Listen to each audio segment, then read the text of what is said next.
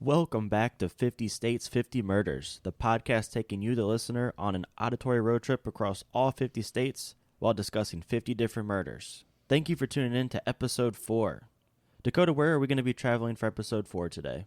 We're going to be traveling to Cripple Creek, Colorado, and we're going to look at the disappearance of Kelsey Berreth.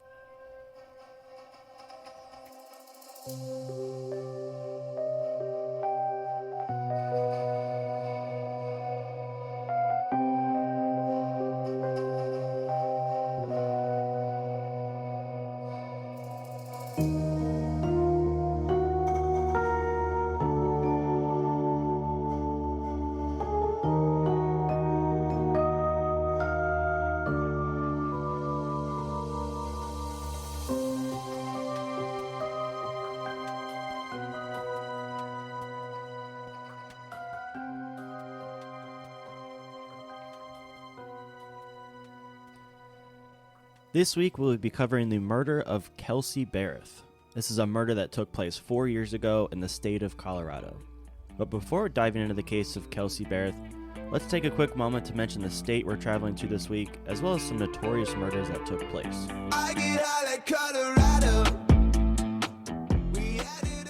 Colorado is known as a Centennial State. Colorado's nickname comes from becoming a state exactly 100 years after the signing of the Declaration of Independence, 1876. Colorado is significant for its elevation.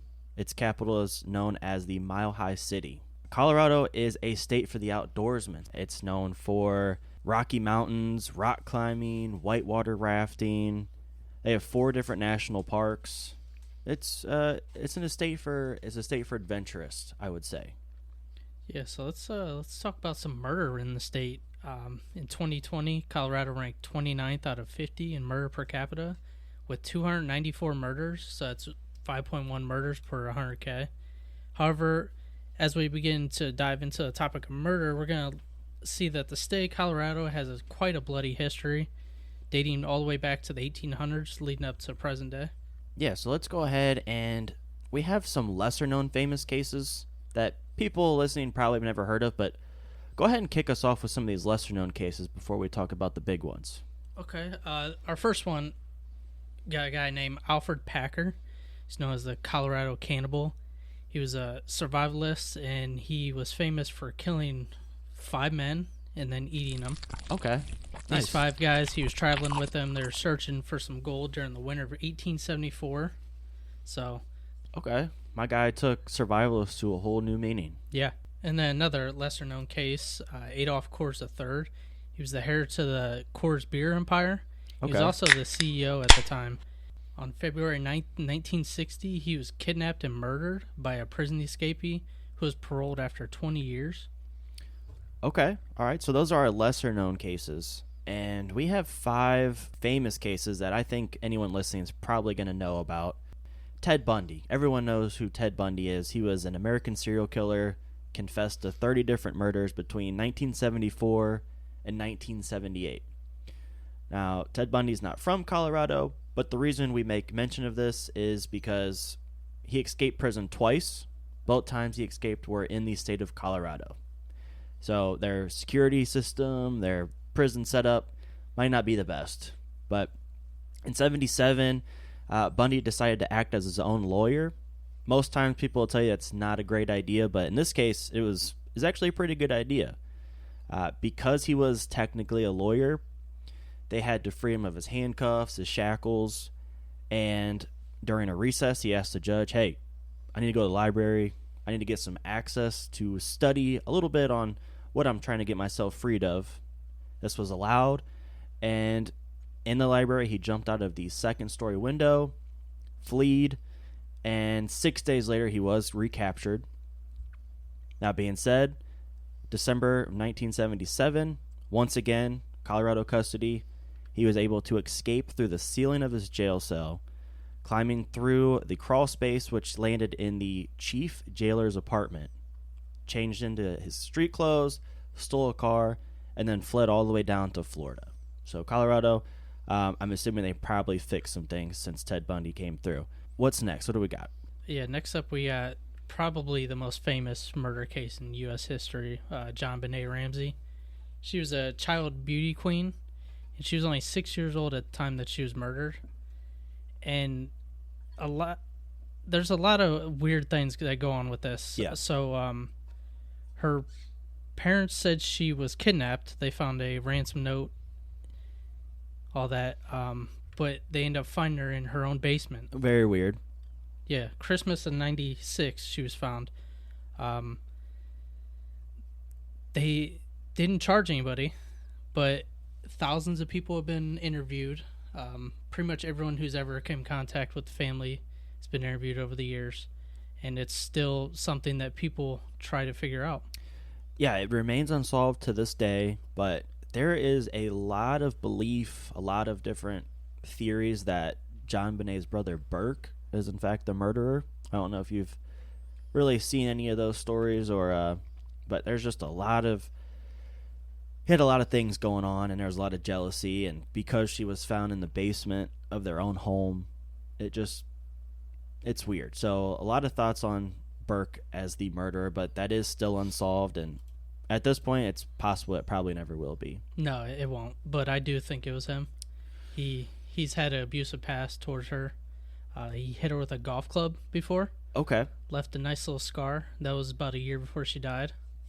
Yeah, so I'd say there's chances are pretty good. Next up, we have Columbine. I think everyone listening is familiar with Columbine. It's not the first school shooting in America, however. On the day of April 20th, 1999, it became the most deadly school shooting at that time. So I think everyone knows Columbine. I think when you hear a school shooting, it's the first thing that comes to your mind.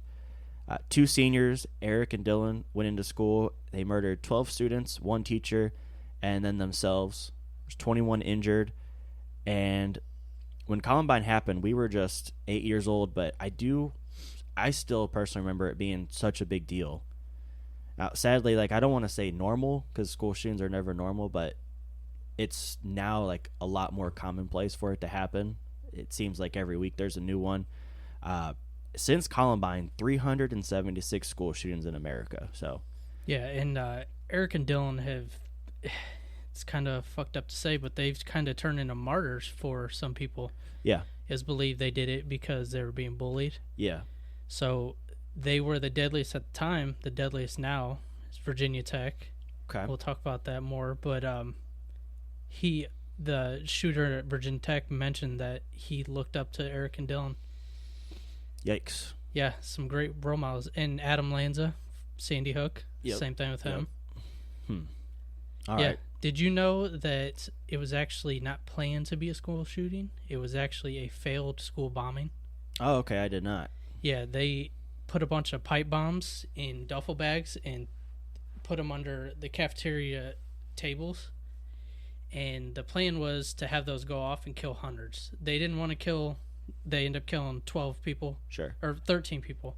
They wanted to kill hundreds. Okay. Well, the bombs didn't go off, so instead of waiting for people to run out after the bombs go off shooting them, they took action. They went in, started shooting the place up. Started with the cafeteria where the bombs were placed and moved on to the libraries where they ended up killing the most people and themselves. Okay. So yeah, Columbine, that's a school shooting that will always be remembered. It's significant in history. We have another shooting here. What do we got next? Yeah, the Aurora Theater shooting, July 20th, 2012. During a midnight showing of Dark Knight Rises, James Holmes walked into the theater. He was dressed up, so people thought it was an act, and that's where he started firing upon people. He killed 12, and then he injured 70. It was the most deadly shooting in the history of Colorado by a single shooter, of course, behind the two that we just talked about. Okay. And he was sentenced to 12 life sentences and an additional 3,000 years, so he'll never get out. Yeah, we won't see him out in the streets, so that's good. That's good. One thing about him, he wanted to kill more than that. He rigged his apartment. Okay. So after he was arrested, he planned on the police going there, opening up the door, killing all the police and the people in surrounding apartments. Okay. So, yeah, Colorado's got some interesting people. We got one more here. This is the most recent notable cases here. We have Chris Watts. Now, I don't know. For me, like it's hard to compare scum, but I feel like for some reason this guy just rubs me the wrong way the most. He may not have the most murders on the list, but he was having an affair on his wife, his pregnant wife, and rather than just getting a divorce, separating, he decided probably be easier just to murder her. And then for whatever reason, he decided to murder their 2 daughters. And you can find this documentary on Netflix. It's called The Family Next Door. Have you watched this? Yes. Very disturbing. Yeah, maybe it's not even the act of what he did. It was just how calm he was. He just showed like zero remorse whatsoever. And just, you could do that to your own kids. And what he did to his kids was the worst. Yeah, it was pretty wicked, honestly. It was pretty gross. So, I mean, if you haven't watched it and you like murder documentaries, it's on there. But this dude was just scum. This case took place 2018, and he'll be doing prison for life. That is some lesser-known cases, some majorly known cases. Let's talk about our case this week, and we're going to be talking about the case of Kelsey Berreth. Our story starts on December 2nd of 2018. So same year. Same year. A police call came in from Cheryl Berreth, and that was Kelsey's mom. She was asking for a welfare check on her 29-year-old daughter, Kelsey, as she had not seen of her in over a week. It's pretty abnormal for these two. They had a very strong relationship. They talked on the daily. After receiving the welfare check, the police did arrive on scene to Kelsey's townhouse. They did find her car, but not Kelsey. No signs of her. So they did end up filing a missing persons report. Kelsey was a 29-year-old pilot who worked as a flight instructor. She was originally from the state of Washington, and she then later moved to Cripple Creek in Colorado 2016 to be closer to a man that she met online. Now, one would be led to assume that this move and online connection with 32-year-old Patrick Frazee was working out pretty well. The two became engaged, and they also had a 1-year-old daughter named Kaylee. Yeah, so as you previously stated, the suspect most of the time is the significant other. Absolutely. So right away, Patrick was the number one guy. Naturally. When police questioned him, he said that they were currently split up and he hadn't seen her since November 22nd. Okay. Which was the morning of Thanksgiving. However, Patrick was very cooperative and there were no immediate red flags. He willingly shared text messages from her, which included some sent on November 25th, so 3 days. Okay. After the last time he talked to her, and it was just saying that she was going to spend some time away. And also sent that day were some text messages to her employer, the flight school, that she'd be taking the following week off of work for some vacation time. So at that time, police really had no belief that Patrick was involved at all. Okay. So let's just do a very quick recap of everything thus far. December 2nd, Kelsey's mom requested a welfare check on her daughter. It was, again, abnormal for her not to hear from her daughter for as long as it's been. However, the police looked into this request. They're able to see texts sent from Kelsey to her fiance Patrick saying, "Hey, I need to get away for some time. I need a break." And there's also a text from Kelsey to her boss letting them know that I'm taking a week off.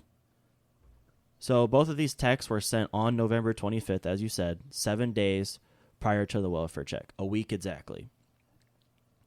I'd say after discovering these text messages from Kelsey to her fiance as well as boss, that would have to bring you some sort of relief, right? Right. Okay.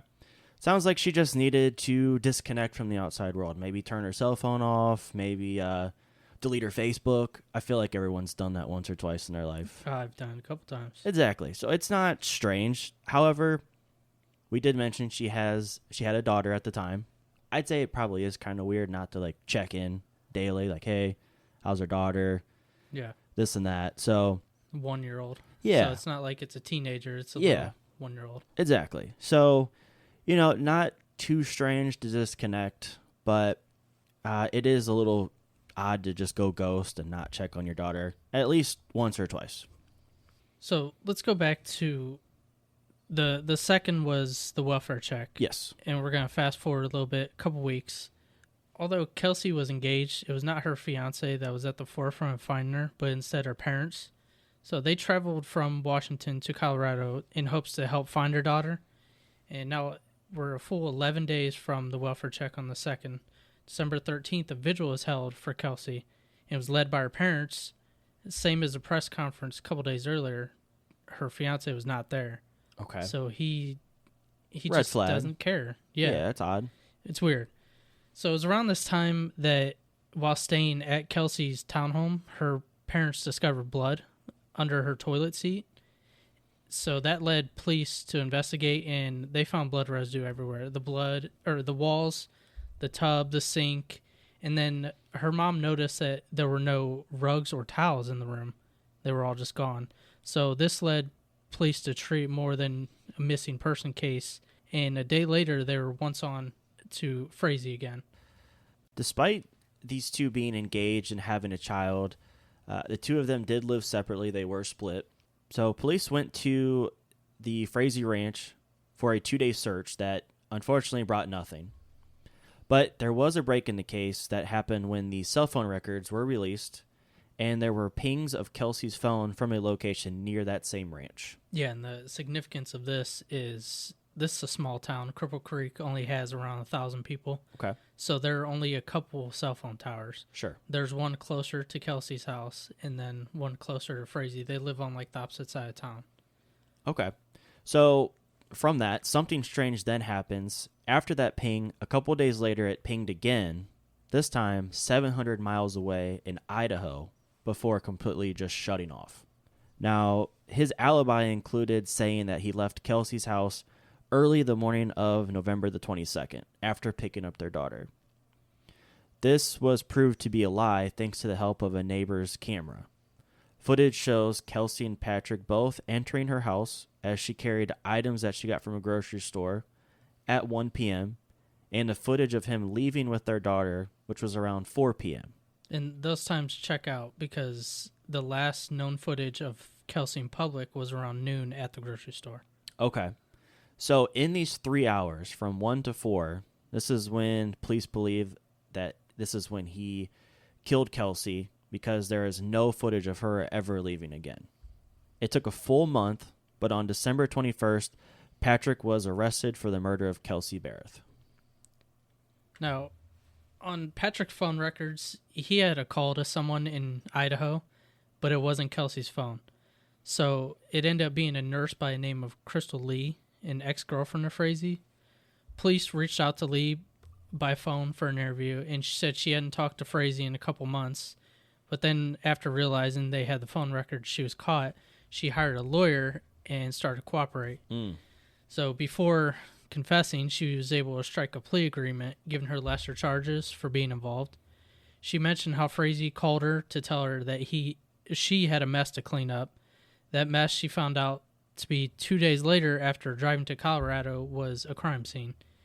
She did a little walkthrough with police. There's like YouTube videos you can see where she's going around mentioning all the places that she cleaned up the blood, including walls, floors. Now, they ripped up the floorboards, and there was blood. There was so much blood that it was under the floorboards. Yeah. So she threw away 6 bags of blood-covered stuff that couldn't be cleaned, and then she made mention of a black tote that Frazee used to store Kelsey's body. That tote sat on a bale of hay at his ranch for a couple days until he burned it, and there's actually pictures from the trial of bales of hay that were burnt. You could see that the shape of a tote was on the hay. So Crystal Lee's involvement ended up going well beyond cleaning up the crime scene. On more than one occasion in the few months before the murder, Patrick tried to get Crystal to commit the murder herself, so that the two of them could be together. Yeah. So one plan was to befriend Kelsey, act like a neighbor, thanking her. I think she was going to thank her for letting her dog out, just making up a random story. But she was going to bring her some coffee, and she was going to try to poison the coffee. And it turns out the stuff that she was going to use wasn't actually going to kill her. So she's a nurse. She should know. Yeah. She's not the brightest nurse. Yeah. But okay. So she didn't follow through with that, but on another occasion, she got a key from Patrick and planned on showing up to Kelsey's house and beating her with a baseball bat. But she ended up showing up, and I think there was footage of her car outside, maybe that same neighbor's camera, but I can't remember. But she couldn't follow through once she got there. And it was through Crystal's testimony that we found out exactly how Kelsey was murdered. Patrick blindfolded her and told her he wanted her to smell some candles. Got some Yankee candles. And from there, take a whiff. Yeah, he took a pipe and beat her with it. And in the other room was her 1-year-old daughter, just sat there while her mom was being murdered and screamed for him to stop.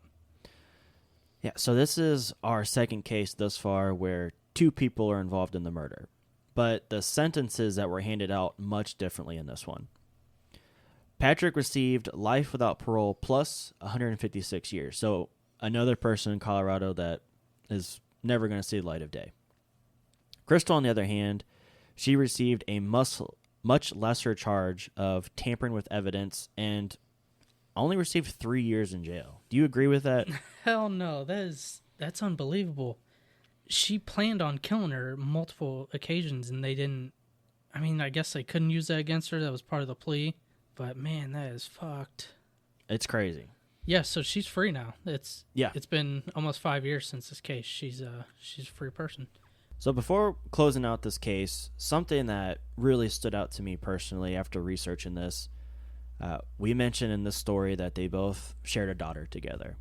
Now, her mom being murdered, obviously, she's not in the picture, and her father being sentenced to prison for life.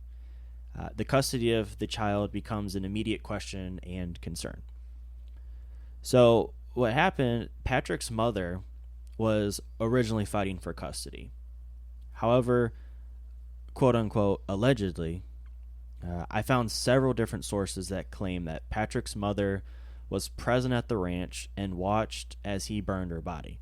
So for just me, personally, I don't really think it's a good idea to award custody of a child to a person who just casually sat back and watched that child's mother's corpse burned. It's not a good look, probably not the best decision. But thankfully, custody of Kaylee ended up awarded to Kelsey's parents, which probably the best idea. Wow. So, while his mother really couldn't prevent it, it's fucked up that she watched her be burned, but she was already dead. But there were other people that could have prevented it. The 2 were not quiet about what they had going on. Frazee had a friend testify, and he told him that he found a way to get rid of her and joked that if there's no body, there's no crime. That's what he said to his friend. Okay. And then 2 of Crystal's friends testified that she told them about the ideas and how he thought that she should be the one to commit the murder. So right there, we have 3 people that knew about the murder being planned out, and yet no one stopped it. Just too afraid to speak up. Yeah, and I mean, that's a common thing for Colorado. Going back to Columbine, there were plenty of people that knew something was coming, but yet no one decided to do anything. The only people, since Eric and Dylan killed themselves, the only people that got in trouble were their friends that provide the guns. Okay. So we had the Nashville shooting last week. Yep. Let's talk about gun control. Yeah. So in this case, in the case of Columbine, they didn't buy the guns themselves. Someone else did, gave them to them. I don't think there's a way we can really control that. Some people argue you can control the guns. Some argue mental health control. Yeah. We'll get into other cases down the road of people who shouldn't have been given guns, and we'll talk about in South Carolina, Dylan Roof, when he shot up the church. Yep. 2 weeks after the shooting, he was denied access to a gun. So he bought the gun, and 2 weeks later, they say he couldn't have it. Yeah. So we could definitely improve gun control in that regards. Absolutely. But I'm not really sure what you can do about other people giving you a gun. Yeah, it's such a slippery slope because, I mean, you could ban specific guns. I feel like people are still going to get it. You could establish tighter mental checks, but I feel like you could still get it from someone else who could buy it for you. Yeah. I mean, yeah, I really don't know a solution, but we mentioned the Columbine shooting and then 300 plus school shootings since then. I mean, something's got to change, but I don't know how or what you do. I wouldn't want to be the one that makes that decision, but I do feel like standing idly by and not doing anything like we are now, probably not the best solution. Doing none of the solutions is not the solution. Yeah, but yeah, I think it's just as much a mental health thing as it is a gun thing. It's a tough place to. I don't know, man. It's tough. Actually, this past week, did you hear about the track star from Utah that got killed? The girl? No. ESPN put out a really good article this week. I read the whole thing. It took over 30 minutes. They got really into it. I think she was like a 20-year-old girl or something like that. Okay. Maybe she was younger. She was dating a 27-year-old guy, which she found out later on he was a 37-year-old guy, and he was a registered sex offender. Oof. So double yikes. Yeah, he was on parole. He wasn't allowed a gun. Okay. But he worked with someone that owed him money, and there's footage of that guy actually wasn't able to get a gun either. He walked into the store with a girl. Girl bought the gun, gave it to him, and then he gave it to the guy who ended up killing the girl from Utah. Yeah, there's just so many avenues. Like I don't know. I don't want to say it doesn't matter, but it's just at the end of the day, I feel like if you want a gun, you could get one. Oh yeah, definitely. Yeah. All right, well, as we wrap up Colorado, did you want to continue doing the blind ranking? Yeah. Okay. Sure. Let's keep doing it. We've had Nevada, Kentucky, and every week I'm going to ask Dakota to give us his ranking 1 to 49 in order of most to least desirable to visit. So after covering Colorado briefly, we talked about it being an outdoorsy state, rock climbing and whitewater rafting, and on top of that, you just got a lot of notorious cases of murder out in Colorado. Where would you rank Colorado personally? Well, this is number 1. Oh, this is the number 1 state that I want to visit. Okay. A lot of things I want to visit. I want to visit Red Rocks. You're going there later on in the year. Maybe I can make it out. I don't know. Okay. I want to go to a Denver game. That's Mile High. Yeah, as we said, that's my bucket list number 1. While you can't visit Columbine, you can't go in the school. They have a memorial across the street. That would be pretty cool. Okay. Has the 13 crosses set up. That'd be cool to visit. And, I mean, all the outdoor stuff you said. Yeah. Love all that. Would be a fun state. Yeah, I'm flying out there this year. I'm going to go see Band of Horses at Red Rocks. Pretty excited about it myself. It looks like a cool place to go. I'm excited about it. Never been out there. So, okay, number 1. We're not even going to give the other states a chance. We're just locking that in at number 1. No, I'm locking it in. Wow. Okay, there it is. All right, well, as we conclude this episode of 50 States, 50 Murders, I really just want to continue thanking you, the listeners, for tuning in. I feel like we've been getting a lot of solid feedbacks and suggestions, ideas that we're doing our best to incorporate into every episode as we move forward. Oh, yeah, definitely. If you have a suggestion, let us know. We're a new podcast. Yeah. We want to hear ideas. We're green. We're new. It's never too early to make some changes, so let us know. Also, if there's a specific case that you are aware of or familiar with and you want us to talk about it when that state comes, I mean, send us your cases. Let us know. We'll look into it a little bit further. Yeah, with this one, I was talking to a coworker a couple weeks ago, said we had Colorado coming up, and she mentioned it, but I didn't really think about it. But after I pretty much finished the research, I did like 3 or 4 days of research, it like clicked on me. She mentioned Thanksgiving. Okay. Kelsey disappearing on Thanksgiving, so I went back to her, talked about it, and they ended up being the same thing. All right. Yeah, so again, thank you for listening. We appreciate it. Keep the suggestions, the ideas coming, and we will definitely do our best to incorporate it. Yeah, and if you've not already, please be sure to follow and subscribe, and tune in next week for episode 5.